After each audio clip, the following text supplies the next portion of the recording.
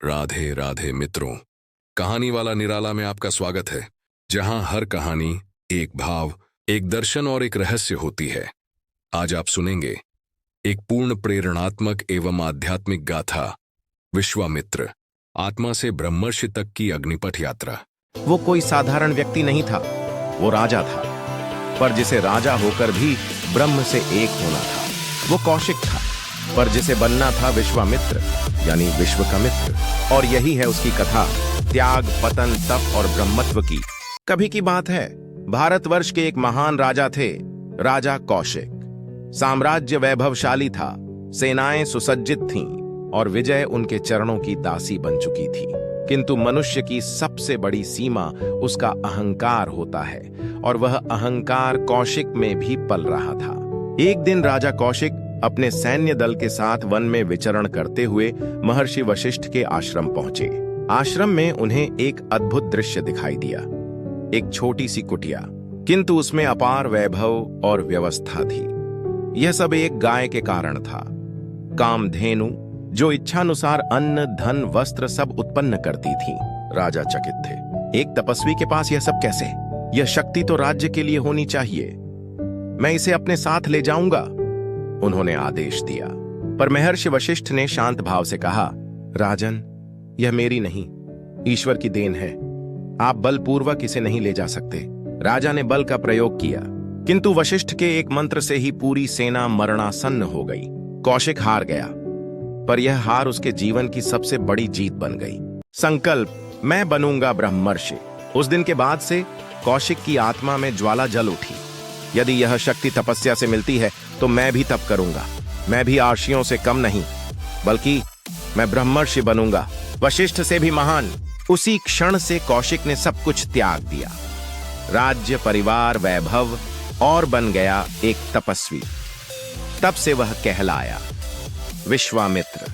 विश्वामित्र ने वर्षों तक वन में घोर तप किया, बिना अन्न, बिना निद्रा, केवल प्राणायाम और ध्यान। तब देवताओं ने ब्रह्मा जी से निवेदन किया, हे सृष्टिकर्ता, यह तपस्वी अद्भुत ऊर्जा एकत्र कर रहा है, इसकी तपस्या स्वीकार करें। ब्रह्मा जी स्वयं प्रकट हुए, दिव्य प्रकाश से आच्छादित। हे कौशिक, तुम्हारी तपस्या सफल हुई, आज से तुम आर्षि हो।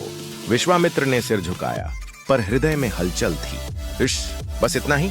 नहीं, मेरा लक्ष्य तो ब्रह्मर्षि बनना है। पर उन्होंने यह असंतोष प्रकट नहीं किया। वे मौन होकर लौटे, पर भीतर संकल्प और कठोर हो गया। अब तप और कठोर हुआ, धूप, वर्षा, शीत, सब पर विजय। शरीर क्षीण हो गया, पर आत्मा प्रज्वलित। फिर ब्रह्मा आए, इस बार देवताओं के साथ। हे तपस्वी, अब तुम राजर्षि हो, राजा होकर ऋषियों जैसा जीवन जीने वाले। विश्वामित्र ने दंत पंक्ति भींच ली। राजर्षि? मैं राजा नहीं रहा। फिर ये उपाधि क्यों? जब तक ब्रह्मर्षि नहीं कहेंगे, मैं नहीं रुकूंगा। वह फिर ध्यान में लीन हो गया। इंद्र भयभीत था, यह तो देवताओं को भी चुनौती दे सकता है। उसने भेजी अप्सरा मेनका। उसने जंगल में नृत्य किया, गाया, सौंदर्य की माया फैलाई। विश्वामित्र की आंखें खुलीं और आत्मा कांप गई। वर्षों की तपस्या उस क्षण मोह में बह गई। विश्वामित्र मोहित हुआ, वह प्रेम में गिरा, और उस प्रेम से जन्मी एक कन्या शकुंतला। पर शीघ्र ही वह चेतना लौटी। मैं गिर गया, पर अब मैं जान गया, मोह में शक्ति नहीं, केवल भ्रम है। अब मेरी साधना प्रेम को जीतने की नहीं, स्वयं को जानने की होगी। विश्वामित्र में फिर ज्वाला जागी। इस बार तप केवल शक्ति के लिए नहीं था, यह अहंकार मुक्त शुद्ध आत्मबोध की ओर था। जब विश्वामित्र का मन स्थिर, इंद्रियां मौन और वाणी निष्कलुष हो गईं, तब उसकी चेतना से एक मंत्र फूटा। एक दिव्य ध्वनि ब्रह्मांड को चीरती हुई, एवं भूर्भुवः स्वः तत्सवितुर्वरेण्यं भर्गो देवस्य धीमहि धियो यो नः प्रचोदयात्। उस मंत्र के उच्चारण से आकाश कांप उठा, और उसी क्षण एक देवी प्रकट हुई, श्वेत वस्त्रा, पंचमुखी, कमल पर विराजमान गायत्री माता।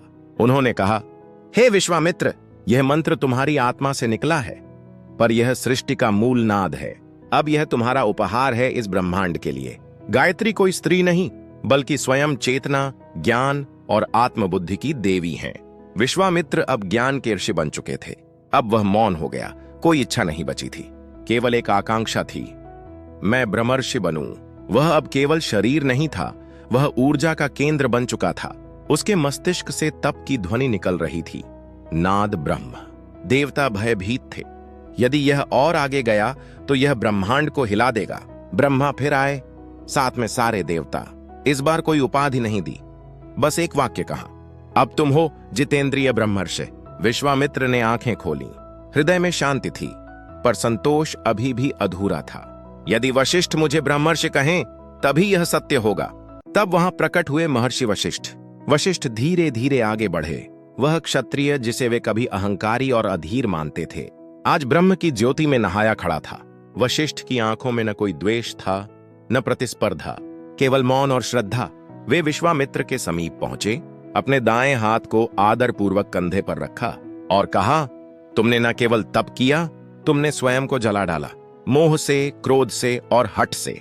आज तुम केवल आर्षि नहीं, जितेंद्रिय ब्रह्मर्षि हो। अब तुम मेरे समान नहीं, तुम उस अग्नि में तपे हो जिसमें स्वयं आत्मा उज्जवल होती है। अब तुम स्वयं एक चलती फिरती वेद हो, ब्रह्मर्षि। यह कहते हुए उन्होंने अपनी हथेली हृदय पर रखी और मस्तक को शांत श्रद्धा से हल्का झुकाया। विश्वामित्र की आंखों से आंसू बह निकले। वर्षों का तप, अस्वीकृति, पतन, पुनः संकल्प आज इस एक स्वीकृति में समा गया था। अब उन्हें ब्रह्मा की नहीं, स्वयं वशिष्ठ की स्वीकृति मिल गई थी। यही थी उनकी अंतिम परीक्षा की पूर्णता। ब्रह्मर्षि की प्रेरणा। विश्वामित्र की कथा केवल एक आर्षि की नहीं, आत्मा के ब्रह्म बन जाने की है। यह कथा सिखाती है पतित होने पर भी उठना संभव है। यह कथा कहती है मंत्र केवल शब्द नहीं, आत्मा की चेतना से जन्मते हैं। यह कथा प्रेरणा देती है मनुष्य जन्म से ब्राह्मण नहीं होता, वह तप से ब्रह्मर्षि बनता है। अगर आप भी विश्वामित्र हैं तो याद रखें, हारोगे, गिरोगे, विचलित होोगे, पर जब तुम मौन में प्रवेश करोगे तब ब्रह्म स्वयं प्रकट होगा, गायत्री माता के रूप में। अंतिम वाणी, प्रेरणा की अग्नि। आज भी जब कोई व्यक्ति आत्म साक्षात्कार की यात्रा पर निकलता है तो विश्वामित्र की तप गाथा उसे राह दिखाती है।